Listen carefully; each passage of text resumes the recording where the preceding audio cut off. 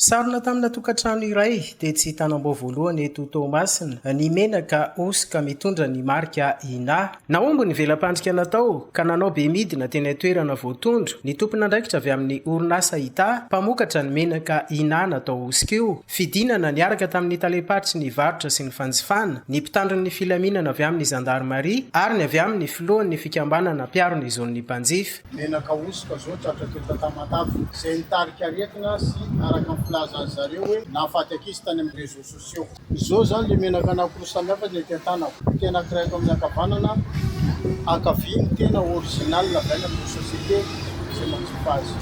Ka ny ahafantarana an'ity menaka osika ity efa niasa ny tavoahangy, efa niasa ny etikety, ny raha sokafanao ny vavanty dia maintimainty eo amin'ny molony. Ary le menaka somary manopy maintimainty kokoa no ity anankiray ity. Zay zany ahafantarana an'ity osika ity. Dia ny vidiny 7 ariary. Zay zany tokony ampieritreritra ny olona dia misy maka amin'ny paka. Le paka an'zareo zany tsy mitovy le avoaka le société le usine tena mamokatra ny menaka. Fa paka séléphane le izy. Le avy eo amin'ny usine nefa amin'ny carton le izy. Zay zany fandeha le menaka eto ka efa tratra zany zao le manao osika nampimenona amin'ny réseaux sociaux olojerena koa ny sasany. Nogiazan'ny mpitandron'ny filaminana avy hatrany moa ireto menaka osika hita tao amin'ity tokantrano ity ary efa mandeha amin'izao ny fanadihadiana momba izany fandikan-dalàna izany. Ireto zany dia tiako mariany, tena tiako tsindriana ho antsika mpanjifa mba tsy anaratsiana ny orinasa malagasy ny orinasa Ita. Voalohany indrindra raha ny zava-misy dia teo amin'ny vidiny. Namidy 7 ariary ireo menaka ireo. Ny menaka mivoaka tamin'ny orinasa Ita dia 707 ny vidin'ny tavoahangy anankiray mandeha makany amin'ny grossiste. Dikan'izany zany ambany noho ny vidiny tena izy io menaka io izay tokony hikasika ny saintsika avy hatrany. Ny zavatra tokony anairantsika koa dia izao hoe tsy mba tany amin'ny épicerie na tratrarana an'io, tany amin'ny grossiste no mivarotra azy fa tranon'olona no mivarotra io menaka io. Izany hoe efa tsy manaraka sahady ny lalàna mahakasika ny varotra izany. Asiany paka eo ivelan'ny varavaran-tranony dia ny stockage ataony ao anatin'ny trano. Ireto menaka osika ireto izay nanaovan'ny orinasa Ita fampitahana tamin'ny laboratoire ka voapirofo ny maha osika izany ary indrindra hita tamin'ny fitiliana fa tena mitondra aretina ireo singa misy poizina ao aminy. Misy toetra roa zany tsy maintsy jerena ao anatin'ny menaka hoe fihinana io sa mbola tsy azo hanina. Ny toetra voalohany dia ny toetra atao hoe physico-chimique. Ny dikan'izany dia eo ny jerena ny acidité hoe manahoana ty menaka efa voadio ty, efa azo hanina ve sa mbola. Jerena koa ny rano, misy hoe humidité zany misy ny indice de peroxyde ary misy teneur en savon, tsy maintsy jerena daholo sao dia mbola misy savony ve izy io. Misy zavatra maro zany le physico-chimique.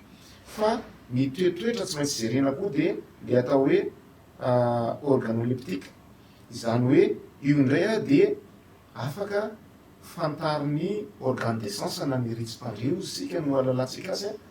Izany hoe jereny maso, ny fofona, manahoana ny aritra, manahoana ny tsirony.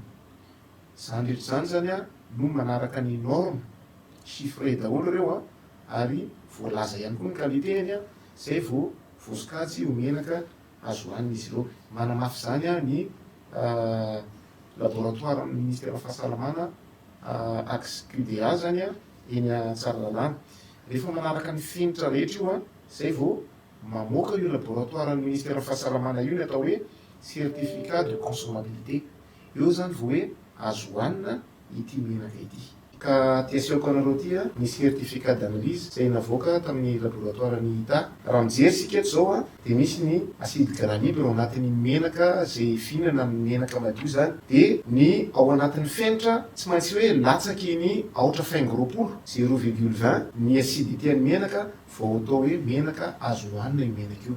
Ny menaka ny Ita dia 0,10 ny acidité, fa ity menaka izay tratra atao tanambohainty kosa dia 2,71. Izany hoe ampitomboana 10 ny amin'ny fenitra farafahamboniny amin'ny menaka azo hanina. Mazava ho azy fa tena mamparary io menaka io ary raha tsy mitandrina mety hahafaty mihitsy azy. Betsaka dia resaka rano, resaka indice izay teknika moa izy tsy dia teny anketo fa mihoatra be daholo izy zany hoe mihoatra ny fenitra izay tokony arahana amin'ny resaka fahasalamana zany no resantsika eto. manoloana ireny resaka niparitaka tamin'ny tambajotra sosialy ireny izay nanaratsy ny menaka vokariny orinasa ita ho makarary sy mitondra aretina samihafa na ny tale jeneraly ny orinasa ita na ny filohan'ny vondron'olona miaro ny zony mpanjify eto Madagasikara dia samy nanamafy sy nanentana ny mpanjify ny amin'ny tokony ahamailo hatrany amin'ny menaka osika toy izao ka tsy hividy na ampiasa ny menaka mampiaya. Tokony ho mailo hatrany isika mpanjifa. Tokony tsy vidy ireny menaka mampiaya ireny sika satria tsy menaka ara-pahasalamana avy any amin'ny orinasa mpamokatra ireny menaka ireny. Eto zany zahako amin'ny mampiaro ny zao mpanjifa dia manentana ny vahoaka malagasy mba hanjifa any amin'ilay ozinina mihitsy satria mba mamiasa amin'ny vahoaka malagasy sady manome tombotsoa firenena malagasy ka manoana hatramin'ny farany tohanantsika ny vita malagasy dia manantona any amin'ilay sosiete tena mamokatra an'ilay menaka satria ny azy zao ty tena madio be. Takina kosa nefa amin'ilay sosiete amin'izay fotoana izay mba hanome kalitao tsara kokoa amin'ny mpanjifa ihany mivoatra hatrany ny kalitao menanay.